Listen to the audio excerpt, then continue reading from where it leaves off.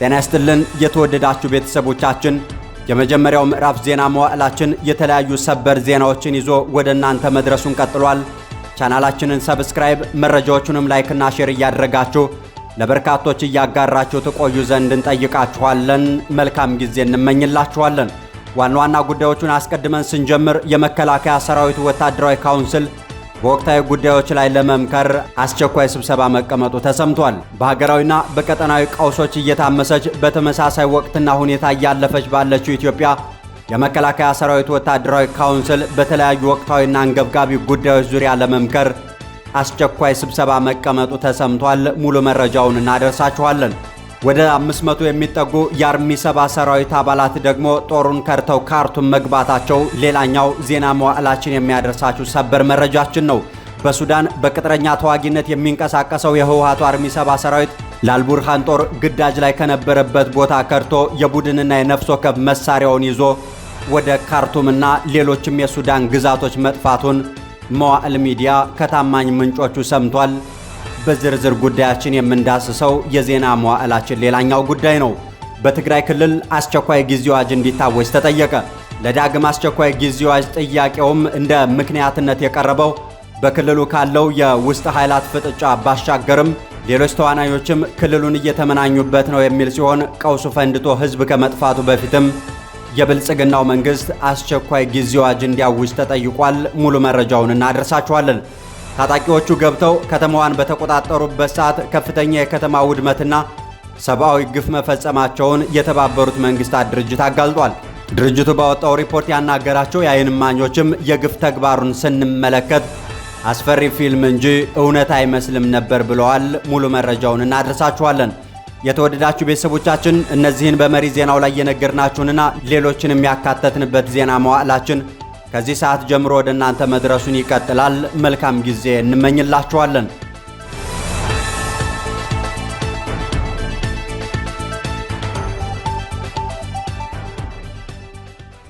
ወደ ዝርዝር መረጃዎቻችን ስንሻገር የመከላከያ ሰራዊት ወታደራዊ ካውንስል በወቅታዊ ጉዳዮች ላይ ለመምከር አስቸኳይ ስብሰባ መቀመጡ ተሰምቷል።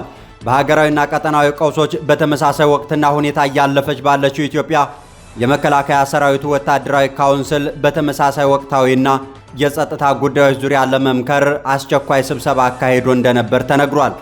ስብሰባውን ከፍተኛ ወታደራዊ ሹሞች ማለትም ኢታማዦር ሹሙ ፊልድ ማርሻል ብርሃኑ ጁላ፣ ምክትላቸው ጀነራል አበባው ታደሰ እንደዚሁም የወታደራዊ ደህንነት ኃላፊው ጀነራል ጌታቸው ጉዲና እንደመሩት መዋዕል ሚዲያ ከታማኝ ምንጮቹ ያገኘው መረጃ ያሳያል። ይህ በከፍተኛ ወታደራዊ ባለስልጣናት የተመራው አስቸኳይ ወታደራዊ ስብሰባ የተካሄደው በትላንትናው ዕለት ሲሆን ሁኔታው ኢትዮጵያ 39ኛውን የአፍሪካ ህብረት የመሪዎች ጉባኤ ለማካሄድ ሽር ጉድ እያለች ካለችበት ጊዜ ጋርም ተገጣጥሟል።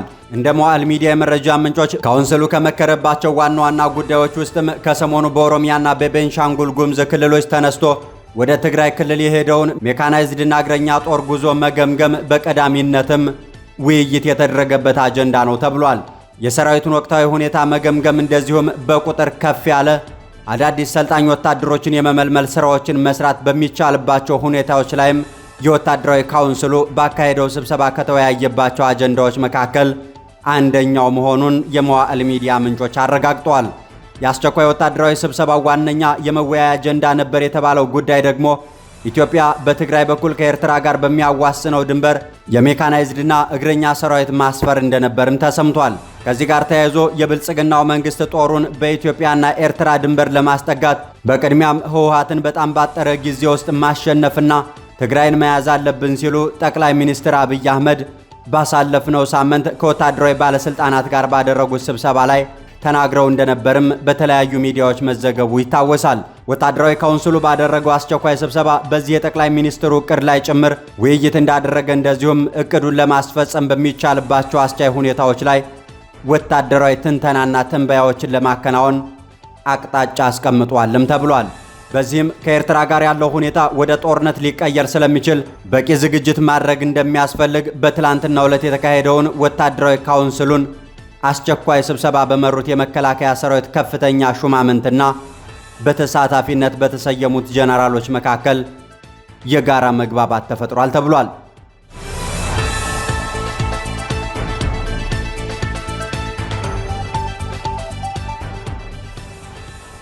በሌላኛው መረጃችን ስንቀጥል በሱዳን የእርስ በርስ ጦርነት በጀነራል አብዱልፈታህ አልቡርሃን ከሚመራው የሱዳኑ ብሔራዊ ጦር ጎን ተሰልፎ የሚዋጋው የህወሓቱ አርሚ 7 አባላት ለግዳጅ በተላኩበት መጥፋታቸው ተሰምቷል።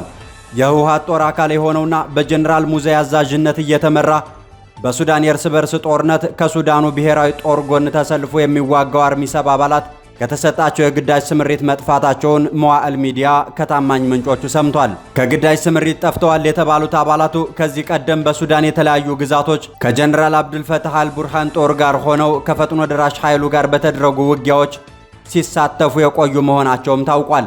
መዋዕል ሚዲያ የደረሰው መረጃ እንደሚያሳየው ታዲያ ለህወሓቱ ጦር ማጠናከሪያ በሚል ካሳለፍናቸው የታህሳስና ጥር ወር ደመወዛቸው ላይ ከ75% በላይ መቀነሱን ተከትሎ በሱዳን የእርስ በርስ ጦርነት በቅጥረኛ ተዋጊነት ተሰልፈው የነበሩ በርካታ ቁጥር ያላቸው የአርሚ 7 አባላት ሰሞኑን መክዳታቸው ተሰምቷል። አባላቱ ቁጥራቸው ወደ 500 እንደሚጠጋ የተገመተ ሲሆን ከሱዳን ብሔራዊ ጦር የተሰጣቸውን የቡድንና የነፍስ ወከፍ መሳሪያ በመሸጥ ከተሰጣቸው ወታደራዊ ግዳጅ በመክዳት ወደ ካርቱምና ሌሎችም ግዛቶች መበተናቸውን መዋዕል ሚዲያ ከታማኝ ምንጮቹ ያገኘው መረጃ ያሳያል።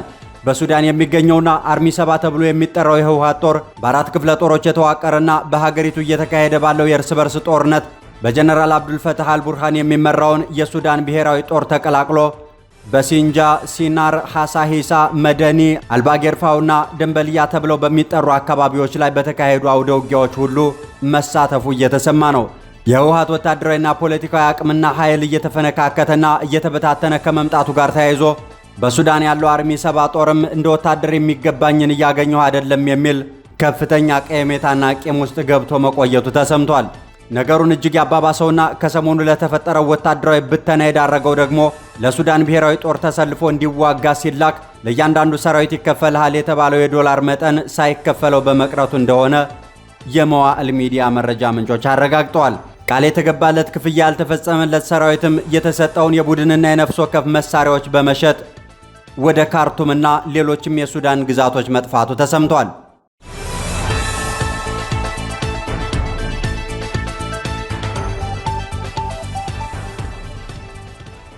በሌላኛው መረጃችን ስንቀጥል በትግራይ ክልል ዳግም አስቸኳይ ጊዜ አዋጅ እንዲታወጅ ተጠይቋል። አሁን በክልሉ እያዣበበ ያለውን የጦርነት እሳት ተከትሎ በክልሉ የአስቸኳይ ጊዜ አዋጅ ይታወጅ፣ ሻዕቢያን በመላው ትግራይ ገብቷል ሲሉ የቀድሞዋ የፌዴሬሽን ምክር ቤት አፈ ጉባኤዋ ኬሪያ ኢብራሂም ለብልጽግናው መንግስት ማስገባታቸው ተሰምቷል። የቀድሞዋ የህወሓት ከፍተኛ አመራርና የፌዴሬሽን ምክር ቤት አፈ ጉባኤ የነበሩት ወይዘሮ ኬሪያ ኢብራሂም ትግራይ የጦርነት አውድማ ልትሆን ነው ሲሉ አስጠንቅቀው የብልጽግናው መንግስትም በአፋጣኝ አስቸኳይ ጊዜ አዋጅ ማወጅ እንዳለበት አሳስበዋል ተብሏል። ትግራይ ሻዕቢያ የሚራኮትባት ሆናለች፣ ሻዕቢያም ጓዙን ጠቅሎና የኢትዮጵያን ዳር ድንበር ጥሶ በመላው ትግራይ ገብቷልም ብለዋል። በትግራይ ክልል የነገሰው ውጥረትም ከሰሞኑ በተለይም በሁለቱ ኃይላት መካከል የቃላት ውርዋሮ፣ የመግለጫ ጋጋታና የሰራዊት ስለፋውም ተባብሶ እንደቀጠለ ነው። የወይዘሮ ኬሪያ ኢብራሂም የአስቸኳይ ጊዜ አዋጅ ጥያቄ የቀረበውም ዶክተር ደብረጽዮን ገብረ ሚካኤል በበረታው መግለጫቸው በቴክኖሎጂ ሊያጠፉን ነው ባሉ ማግስት ነው። አሁን ላይም በድንበሮች አካባቢ ያለው ውጥረትም ከወትሮው በተለየ ሁኔታ ተባብሶ መቀጠሉ እየተሰማ ነው።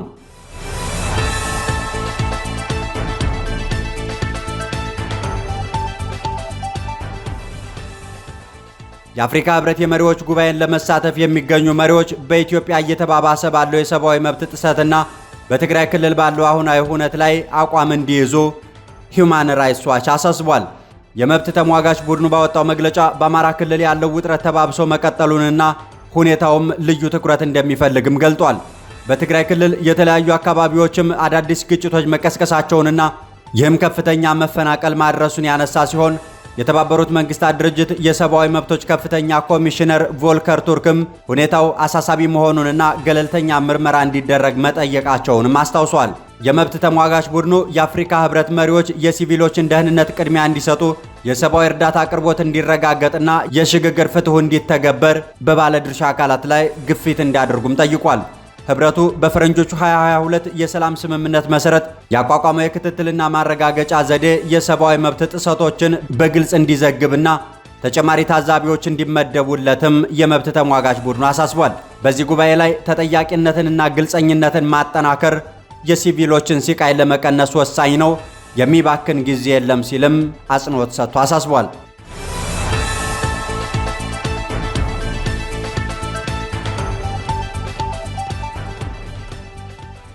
ባለፈው ዓመት በሱዳን ፈጥኖ ደራሽ ኃይል ቁጥጥር ስር በነበረችው ኤልፋሽር ከተማ በ3 ቀናት ውስጥ ብቻ ከ6000 በላይ ሰዎች መገደላቸውን ተጎጂዎችንና የዓይን ምስክሮችን የጠቀሰው የተባበሩት መንግስታት ድርጅት ሪፖርት አመልክቷል። አንድ ግለሰብ በ3 ቀናት ውስጥ ብቻ የተፈጸመውን ጥቃት ሲገልጽ የሆነ ያስፈሪ ፊልም ክፍል ይመስል ነበር ብሏል።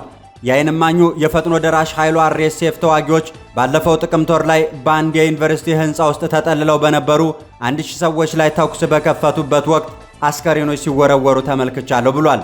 የተባበሩት መንግስታት በዚህ ሪፖርቱ በከተማዋ በሚኖሩ ሰላማዊ ሰዎች ላይ የጅምላ ግድያ፣ የሞት፣ የስቅየት፣ ጠለፋና ወሲባዊ ጥቃቶች መፈጸማቸውን የሚያሳዩ ማስረጃዎችን ማሰባሰብ አቅርቧል። እነዚህ ድርጊቶች እንደ የጦር ወንጀልና በሰብአዊ መብቶች ላይ የተፈጸሙ ወንጀሎች እንደሚቆጠሩም ሪፖርቱ በዝርዝር ዘገባው ላይ አንስቶታል። ሱዳን የስልጣን ሽኩቻ በቀሰቀሰው የእርስ በርስ ጦርነት ዝግ ከሆነች 3 ዓመት ሊሞላት ተቃርቧል። እየተካሄደ ያለው የእርስ በርስ ጦርነት በመቶ ሺዎች የሚቆጠሩ ሰዎችን የገደለ ሲሆን ከ13 ሚሊዮን በላይ የሚሆኑ ሰዎችን ደግሞ ከቀያቸው አፈናቅሏቸዋል። በሴቶች በወንዶችና በህፃናት ላይ በስፋት የሚፈጸመው ወሲባዊ ጥቃቶችም እንደ ጦር መሳሪያ ጥቅም ላይ ውለዋል ተብሏል። ሁለቱም ተፋላሚ ኃይሎች ደግሞ በእነዚህ ወንጀሎች ላይ ይከሰሳሉ። አሜሪካና ሂውማን ራይትስ ዋች አርኤስኤፍ እና አጋሮቹ በምዕራባዊ ዳርፉር ግዛት በሚኖሩ ማሳሊት ህዝቦች ላይ እንደዚሁም አረብ ያልሆኑ ማህበረሰቦች ላይ የዘር ማጥፋት ወንጀል እንደፈጸሙም ያምናሉ። ሆኖም በቅርቡ የወጡ የተባበሩት መንግስታት ሪፖርቶች ግን ይህንን በዝርዝር ከመጥቀስ ተቆጥበዋል። ኤልፋሽር በዳርፉር የምትገኝ ቁልፍ ከተማ ስትሆን ለ18 ወራት ያህልም በውጥረት ውስጥ ትገኛለች። በጦርነቱ አሰቃቂ ታሪኮች ከተመዘገቡባቸው የሱዳን ከተሞችም አንዷና ዋነኛዋ ነች። በዚህም በኤልፋሽር ጥቃት በመጀመሪያዎቹ 3 ቀናት ውስጥ ብቻ ቢያንስ ከ4400 በላይ ሰዎች መገደላቸውንና ከ1600 በላይ የሚሆኑ ቀያቸውን ለቀው መሰደዳቸውን የተባበሩት መንግስታት ድርጅት ገልጧል። ለሳምንት በቆየው ጥቃት በትክክል የተገደሉ ሰዎች ቁጥር ያለምንም ጥርጥር በጣም ከፍተኛ ነው ሲልም ሪፖርቱ ገልጦታል። የመንግስታቱ ድርጅት የሰብአዊ መብቶች ኃላፊ ቮልከር ቱርክም በሱዳን ያሉ ሁለቱም ተፋላሚ ወገኖች በቁጥጥራቸው ስር ባሉ ኃይሎች የሚፈጸሙ ወንጀሎችን በፍጥነት እንዲያስቆሙ ጥሪ አቅርበዋል። የተወደዳችሁ ቤተሰቦቻችን የመጀመሪያው ምዕራፍ ዜና መዋዕላችን የተከታተላችኋቸውን መረጃዎች ወደ እናንተ ሲያሻግር ቆየ። ስለ አብሮነት ቆይታችሁ እናመሰግናችኋለን። መልካም ጊዜ እንመኝላችኋለን።